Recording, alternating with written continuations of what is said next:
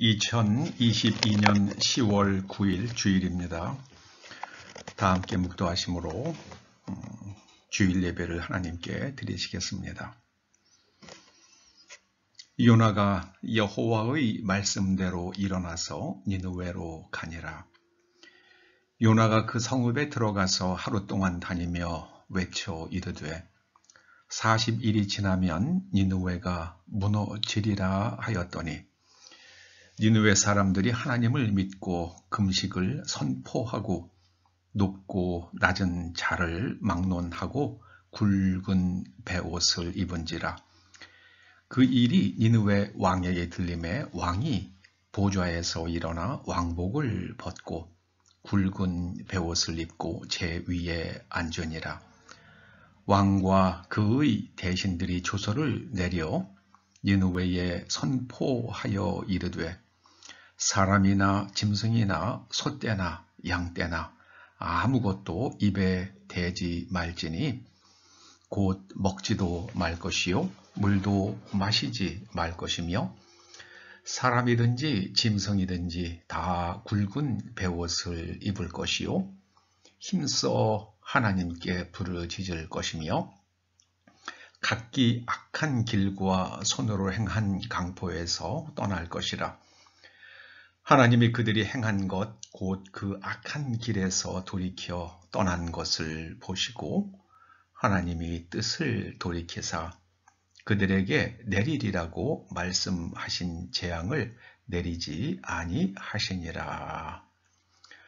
아버지 하나님, 니느웨 사람들이 요나의 말을 듣고 그들이 악한 길과 손으로 행한 강포에서 떠났던 것처럼 온 인류가 예수님의 말씀 앞에서 회개하며 모든 악한 길과 강포에서 떠나 하나님께서 인류에게 내리시려고 하는 재앙을 우리 세대가 면할 수 있도록 은총을 베풀어 주시옵소서.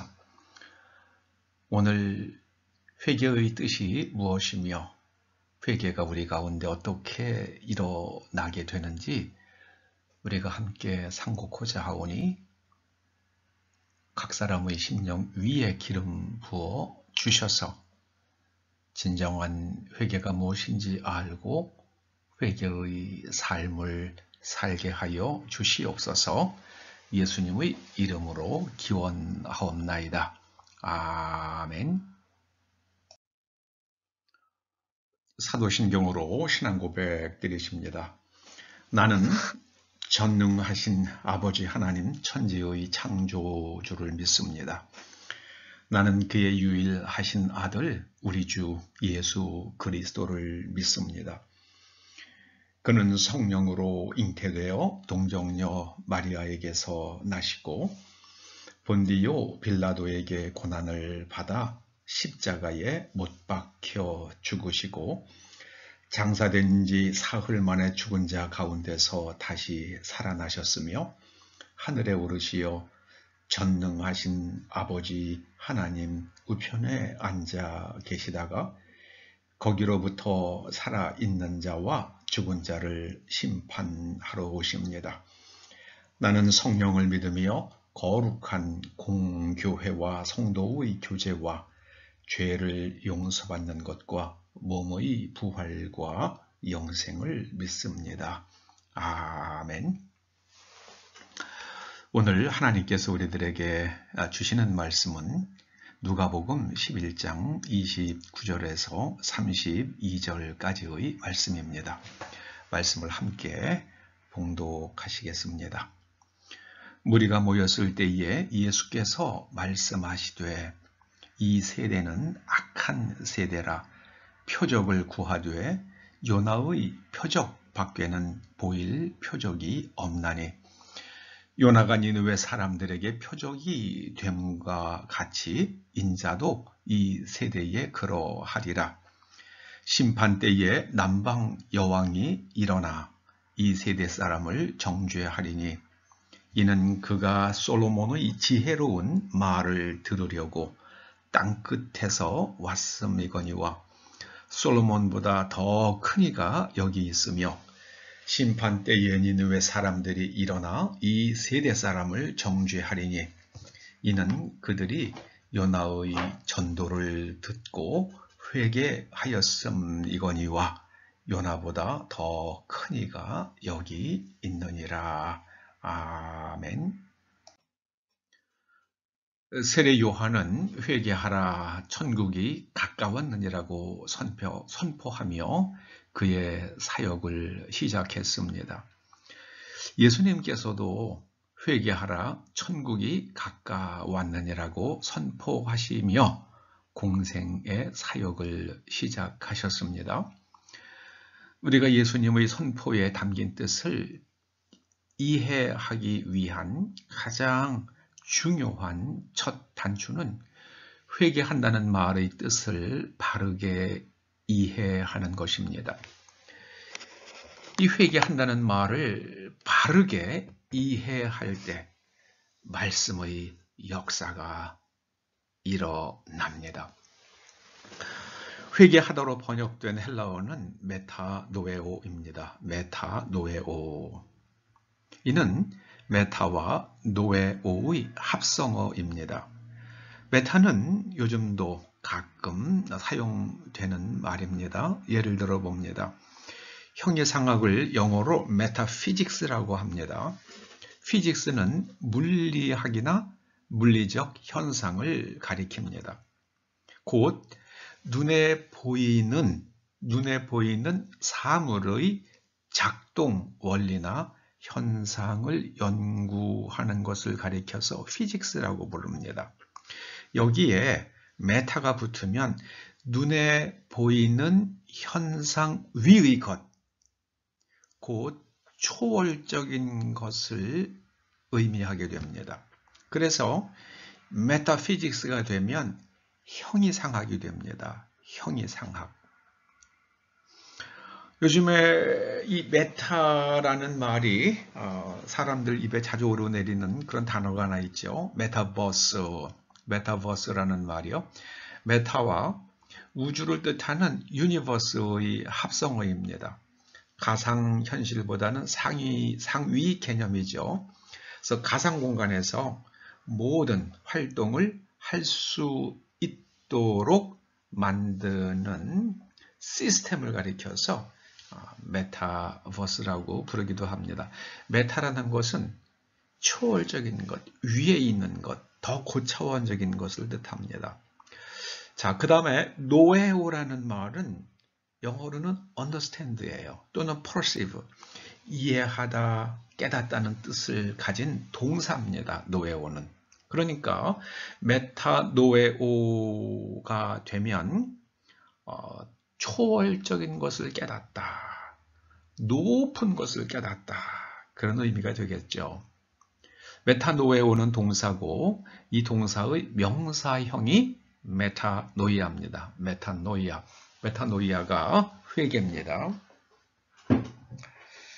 더 높은 차원에서 이해한다는 뜻이 메타노에오에 담겨 있습니다. 더 높은 차원은 하나님의 차원입니다. 회개한다는 것은 하나님의 관점으로 이해하는 것을 의미합니다. 메타노에오는 회개한다는 것은 내가 이것을 잘못했다, 뭐 그런 것도 해당이 되긴 되겠죠. 그러나 더 본질적인 의미는 하나님의 관점으로 해석하는 겁니다. 하나님의 관점으로 깨닫는 겁니다. 구체적으로 한번 예를 들어 보십시다. 요셉이 형들의 미움을 사서 이제 형들에 의해서 죽임을 당할 뻔했으나 형들이 요셉을 참아 죽이지는 못하고 애굽의 노예로 팔죠.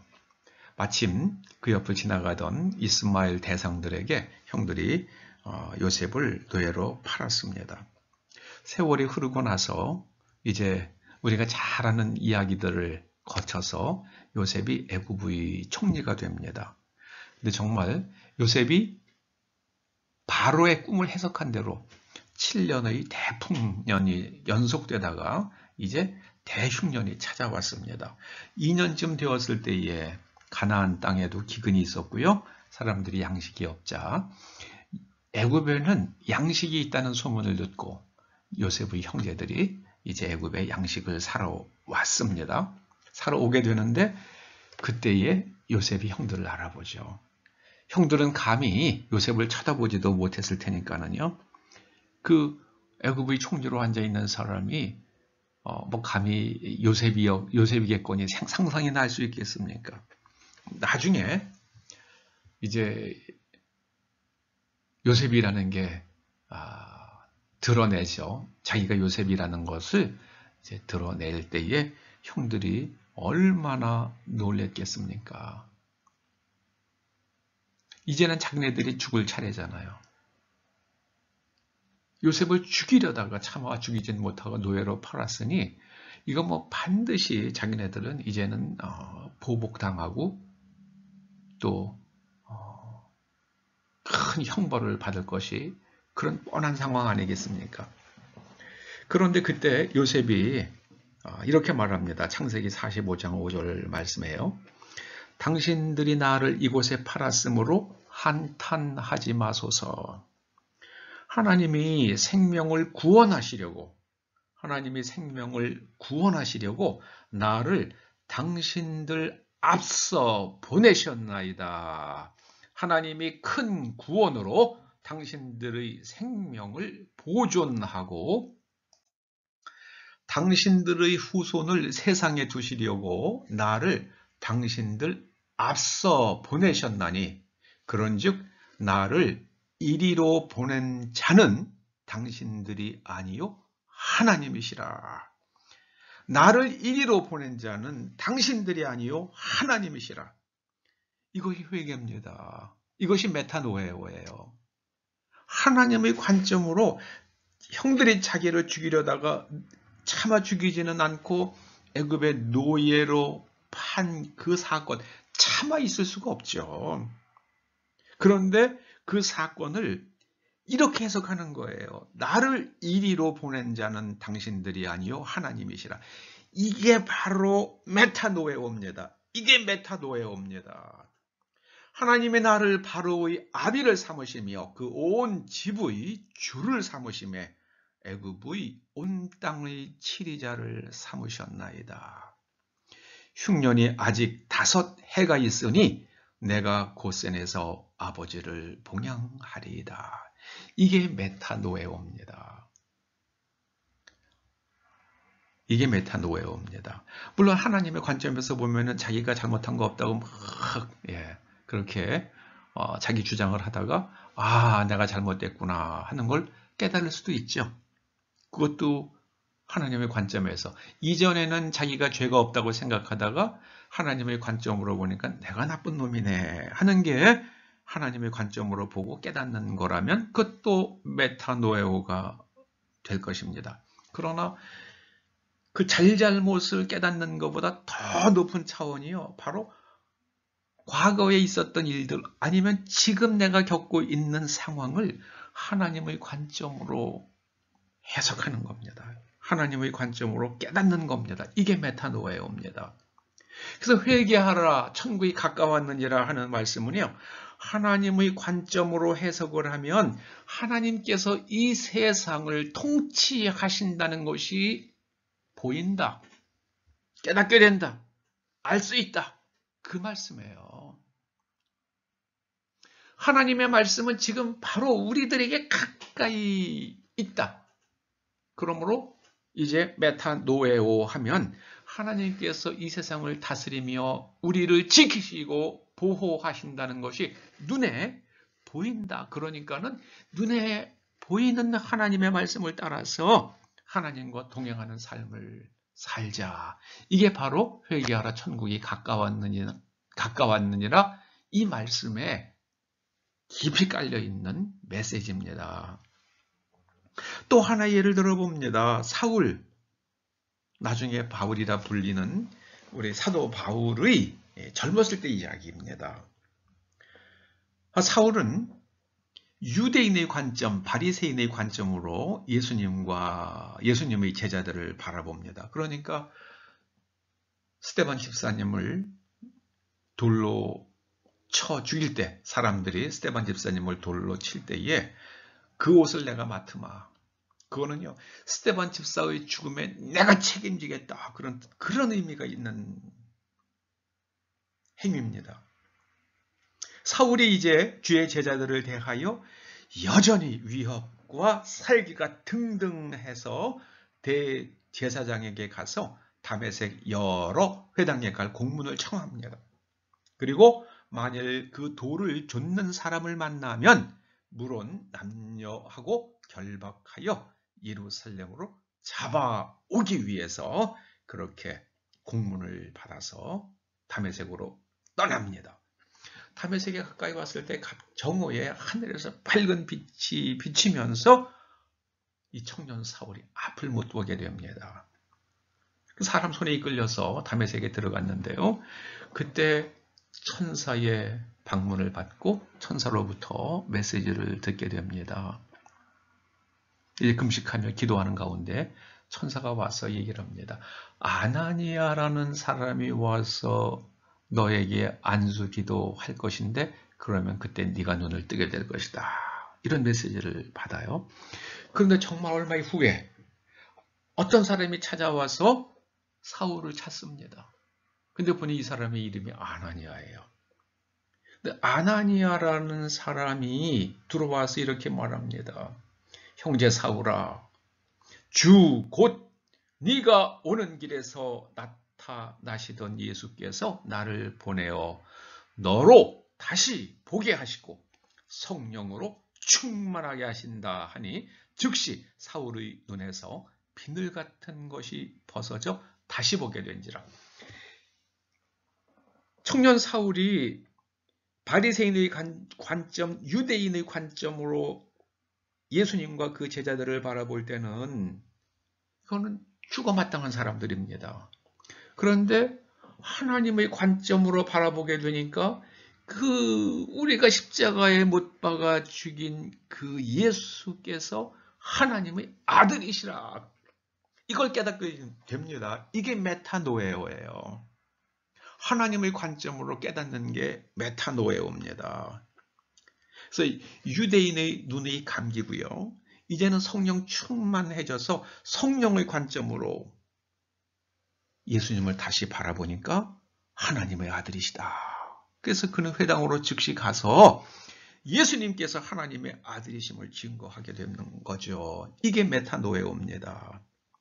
메타노에오는 하나님의 관점으로 나와 세상과 과거와 현재와 미래를 통찰하고 이해하는 것입니다.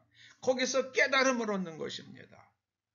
사람이 어떻게 하면 하나님의 관점으로 보게 됩니까? 성령 충만하면 됩니다. 성령 충만하면 됩니다. 성령 충만하면 됩니다. 자, 그러면은 요셉은 어떻게 성령 충만할 수 있었겠습니까? 요셉이 성령 충만했다라고 딱 표현은 안 나와요. 그런데 창세기 39장 2절에 보면 이런 표현이 나옵니다. 여호와께서 요셉과 함께 하심으로 그가 형통한 자가 되어 그 주인 애굽 사람의 집에 있으니 그 주인이 여호와께서 그와 함께 하심을 보며 또 여호와께서 그의 범사에 형통케 하심을 보았더라. 하나님께서 요셉과 함께 해주셨습니다. 하나님께서는 요셉과만 함께 하시겠습니까? 아닙니다. 하나님께서는 하나님을 찾는 사람과 함께 하십니다. 이걸 우리가 바로 알 수 있기를 주님의 이름으로 축원합니다. 하나님은 어떤 특정한 사람과만 함께 하시는 게 아니라 하나님을 구하고 찾고 또 두드리는 사람, 그 천국문을 구하고 찾고 두드리는 사람과 함께 하십니다. 하나님께서 함께 하시는 것을 가리켜서 다른 말로 성령 충만이라고 할 수도 있죠. 하나님의 영이 함께 하시는 것이 성령 충만입니다. 예수님께서는 내 안에 하나님이 계신다고 말씀하셨습니다. 그리고 우리들을 향해서는 내 말이 너희 안에 있으면 된다 이렇게 말씀하셨습니다. 그러므로 예수님의 말씀을 우리가 듣고 그것을 수용하고 지켜내면 그것이 바로 성령님과 함께하는 겁니다. 하나님의 말씀이 우리 안에서 우리를 지배하고 우리를 이끌어 나가면 그것을 그런 상황을 가리켜서 성경은 하나님께서 그와 함께 하셨다 이렇게 표현하는 겁니다. 여러분, 예수님은 어떻게 성령 충만해지셨습니까? 누가복음 3장 22절이 이렇게 증거합니다. 성령이 형체로 비둘기같이 그의 위에 강림하시더니, 그는 예수님이시죠. 하늘로서 소리가 나기를 너는 내 사랑하는 아들이라 내가 너를 기뻐하노라 하시니라. 우리가 하나님께서 하나님 보시기에 우리가 하나님의 사랑하시는 자녀라는 걸 깨달을 때에 우리의 눈이 열려집니다. 하나님께서 저 여러분들을 사랑하신다는 것을 이 시간 하나님의 눈으로 바라보고 그것을 깨닫고 알게 되기를 주님의 이름으로 축원합니다. 하나님께서 우리와 함께 하시면 그 말씀이 우리의 심령을 변화시킵니다. 말씀으로 우리를 새로운 존재로 만들어 가십니다. 말씀이 우리의 가치의 척도가 됩니다. 하나님의 말씀이 우리에게 창조의 능력이 됩니다. 그렇게 되는 것을 가리켜서 우리의 관점이 바뀌어서 그런 일이 일어나는 것을 가리켜서 메타노에오라고 성경이 말합니다. 회개라는 것은요, 회개에는 이 메타노에오는 내가 잘못했다라는 걸 깨닫는 것도 포함이 되지만 우리가 생각하는 것 같이 후회와 잘못을 깨닫는 것 그 이상입니다. 그것보다 훨씬 넓고 깊고 높은 차원입니다. 예수님 당시의 유대인들은 하나님께서 그들을 사랑치 않으신다고 생각했습니다. 말라기서 1장 2절에 기록된 말씀이죠. 여호와께서 가라사대 내가 너희를 사랑하였노라 하나 너희는 이르기를 주께서 어떻게 우리를 사랑하셨나이까 하는도다. 나 여호와가 말하노라 에서는 야곱의 형이 아니냐. 그러나 내가 야곱을 사랑하였고 에서는 미워하였으며 그의 산들을 황무케 하였고 그의 산업을 광야의 실황에 붙였느니라. 하나님께서 왜 야곱을 사랑하셨고 에서는 미워하셨습니까?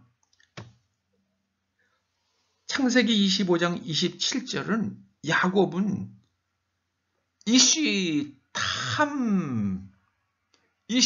탐이기 때문에 하나님께서 야곱을 사랑하신 겁니다. 야곱은 이 이시탐이라는 말이요, 노아를 가리키는 표현이었고 또 욥을 가리키는 표현이었습니다. 성경에 구약에서 이시탐, 완전한 자, 온전한 자라고 이렇게 붙여진 히브리어로요, 그렇게 불린 사람은 노아와 욥과 야곱 세 명밖에 없어요. 야곱은 그런 사람이었습니다. 그래서 하나님께서 그를 사랑하신 겁니다. 저와 여러분과 우리의 후손들, 우리의 자녀들이 이슈탐, 하나님 보시기에 그만하면 됐어! 라는 수준으로 성장해 갈 수 있기를 축원합니다. 그래서 우리가 하나님의 말씀으로 날마다 우리를 재구조화해야 됩니다. 그걸 가리켜서 구원을 이루는 것이라고 성경이 표현해, 신약성경이요. 너희는 구원을 이루라 라고 말씀하실 때 그 구원을 이룬다는 것은요, 우리 속에 하나님의 말씀과 일치하지 않는 가치관, 세계관, 그리고 무엇이 사실인가에 대한 알미, 하나님의 말씀으로 계속해서 재구조화되어 가는 겁니다. 야곱은 온전한 자였습니다. 그래서 하나님께서 야곱을 사랑하신 겁니다. 에서는 어떤 사람이었습니까? 에서는 아버지에게 드리려고 야곱이 만들고 있던 그 붉은 죽, 그것을 자기가 먹겠다고 자기가 먹은 사람이에요. 그러니까 야곱이 뭐라 그러니까 이 음식은 에서 네가 만들었어야 하는 음식이다. 그런데 네가 만들지 않으니까 내가 만들어서 아버님을 드리려고 하는데 네가 그걸 먹겠다고, 너 그거 먹으려고 그러면 장자의 명분, 그 장자의 계급장 띄고 먹어. 그랬더니 애굽이 에서가 장자의 명분, 그게 무슨 뭐, 그러면서 그냥 죽을 먹어버리잖아요. 그리고 자기가 무슨 짓을 저질렀는지 알지도 못하고 그냥 나가버립니다. 부모를 공경하지 않아요. 여러분, 그 붉은 죽은요, 그거는 우리가 먹는 동지섰단에 먹는 팥죽이 아닙니다. 그거는 장자가 아버지가 할아버지나 할머니가 돌아가신 그 길이 되어서 그분들을 생각하며 애도하는 마음을 가질 때에 그 아버지를 위로해 드리기 위해서 장자가 만드는 음식이 바로 그 붉은 죽이에요. 그런데 에서는 자기가 해야 될 일을 하지 않았고 자기 대신 그 일을 하고 있는 야곱이 만들고 있던 그 음식을 지가 먹어버려요. 그래서 에서는 하나님으로부터 미움을 받은 겁니다. 여러분, 하나님을 공경하시기 바랍니다. 부모를 공경하시기 바랍니다. 그러면 하나님께서 우리들을 사랑하십니다. 여러분, 사람을 향한 하나님의 10계명 중에 첫 번째가 뭡니까? 내 부모를 공경하라 아닙니까? 내 부모를 공경하라. 여러분, 온 인류가 부모를 공경하는 세상이 다시 한번 세워져야 됩니다. 한국도 그렇고요. 부모를 공경하시기 바랍니다. 야곱은 이시탐이었습니다. 그런데 그거를 어떻게 하다 그렇게 됐는지는 모르겠는데요. 그걸 야곱이 종용한 사람이라고 그랬습니다. 그래서 야곱은 종용한 사람이므로 장막에 거하였다. 장막에 거하였던 것은요, 이거는 하나님 신앙을 붙들고 사는 사람이었다는 뜻입니다. 노아가 야벳에 대해서 예언할 때 그러잖아요. 야벳은 셈의 장막에 거할 때에 복을 받는다고 그렇게 예언을 하잖아요. 요즘에 유럽 사람들, 백인들이 그걸 버렸잖아요. 셈의 장막을 버렸잖아요.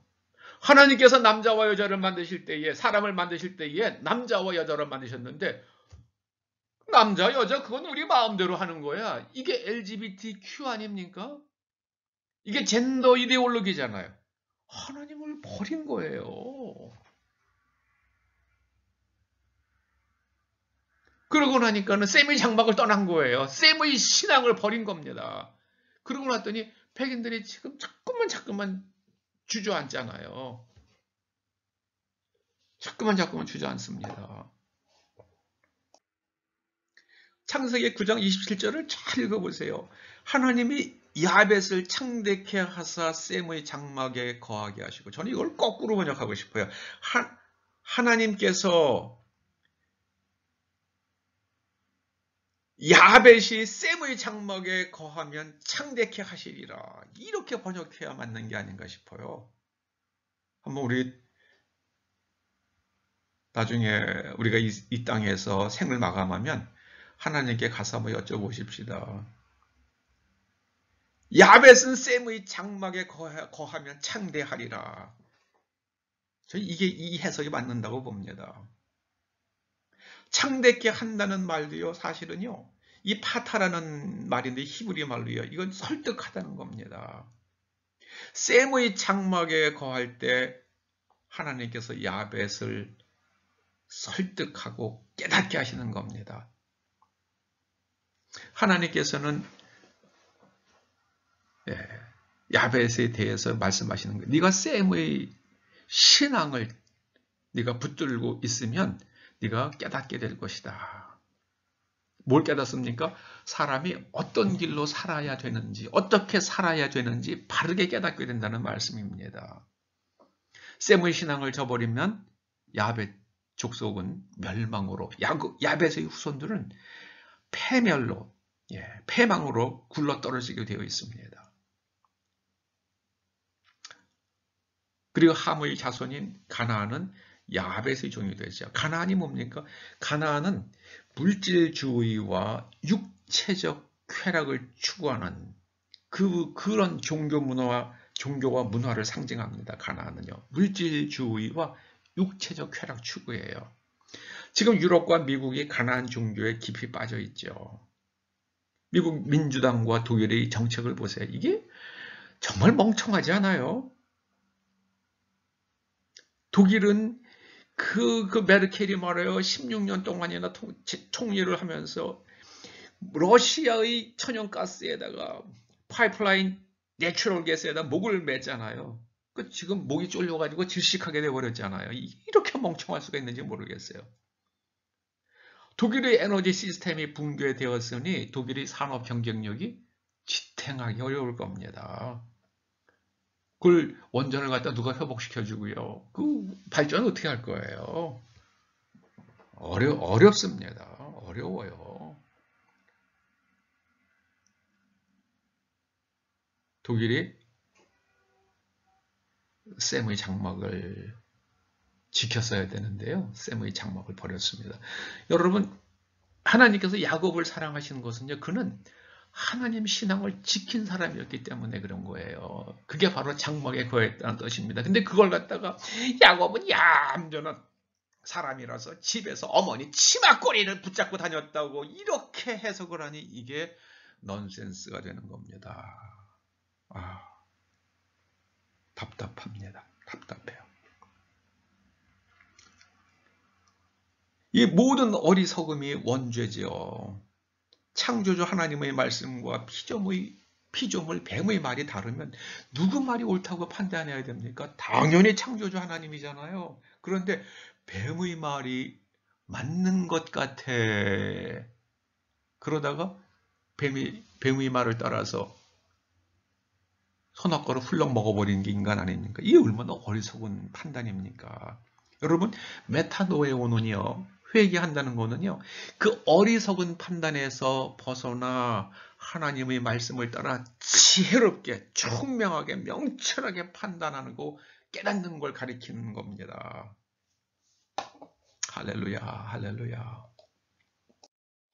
회개는요, 물질주의와 자기중심적 사고방식에서 떠나 하나님의 관점과 세계관으로 나와 세상을 이해하는 것입니다. 그러면 하나님께서 세상을 통치하는 게 눈에 보입니다. 늘 하나님 나라의 가까이에서 살아갑니다. 그게 회개하라 천국에 가까웠느니라 라는 주님의 선포에 담겨있는 깊은 메시지입니다.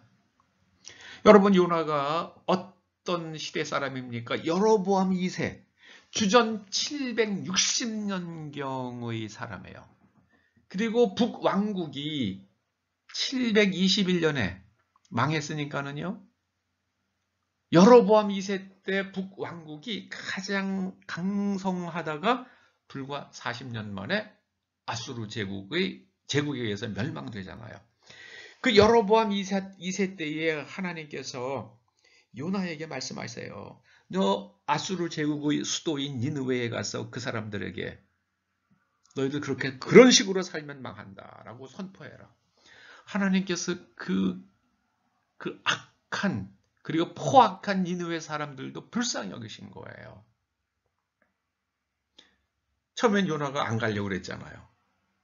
그러다가 이제 그가 다시스로 가려고 도망가다가 요나가 탄 배가 풍랑을 만나죠. 나중에 사람들이 그러잖아요. 이 배 안에 누군가 신에게 죄를 범한 사람이 있는가 보다. 그래서 요나가 자면서 일어나가지고요. 자는 척하고 있다가 일어나가지고 그게 바로 나요. 나를 갖다가 바다에 던지시오. 그러면 풍랑이 잠잠해질 겁니다. 그 사람이 정말 그 뱃사람도 요나를 물속에다 던져버리죠. 근데 큰 물고기가 요나를 갖다가 꿀떡 삼켰다가 토에 놨다 그러지 않습니까? 그런데 요나가 가서 니느웨에 가서 사람 물고기가 나를 삼켰으나 내가 살았다 그렇게 외치질 않아요. 그냥 너희들 이런 식으로 살면 40일 후에 망한다. 너희들 이런 식으로 살면 40일 후에 망한다. 그 니느웨 사람들이 그 말을 들을 것 같지 않은데 듣습니다. 여러분, 현대인들이 하나님의 말씀을 들을 것 같지 않잖아요? 예수님의 말씀을 들을 것 같지 않잖아요? 아닙니다. 우리는 그냥 요나처럼 외치면 돼요. 예수님께서 말씀하신 요나의 표적이라는 것은 세상 사람들이 안 믿을 것 같지만 요나가 니느웨 사람들에게 외치듯이 그렇게 너희들은 외치면 그 가운데에 마음이 돌이켜질 사람은 돌이킬 것이다. 그 말씀이에요. 이것이 바로 요나의 표적입니다. 저는 우리 교회가 이 마지막 시대에 요나의 표적을 세상을 향해서 드러낼 수 있는 교회 되기를 주님의 이름으로 축원합니다. 예수님의 말씀을 선포하십시다. 아무도 들을 것 같지 않지만 하나님께서 택정하신 사람들은 말씀을 수용할 것입니다. 초대교회의 앞날은 바로 회개의 신비를 경험하는 그런 일들이 우리 앞에 펼쳐지기를 주님의 이름으로 축원합니다. 기도하시죠. 아버지 하나님, 저희로 물질주의와 자기중심적 사고방식에 빠져있는 온 세상을 향해서 하나님의 관점을 가지라고 외칠 수 있는, 외치는 교회가 되게 하여 주시옵소서. 예수님의 이름으로 기도하옵나이다. 아멘. 축도로 마치시겠습니다. 이제는 우리 주 예수 그리스도의 은혜와 우리 아버지 하나님의 극구신 사랑과 성령님의 감화, 감동, 인도하시며 교통하시며 회개의 신비를 깨닫고 오직 세상을 향해서 회개하라고 외칠 수 있는 용기를 가지고 살 것을 다짐하며 돌아가는 초대 성도들과 그 가정과 일터와 사업장과 이 교회와 이 민족과 또 우리의 동맹국 미국 국민들 위해 이제로부터 영원토록 함께 하시옵기를 간절히 축원하옵나이다. 아멘.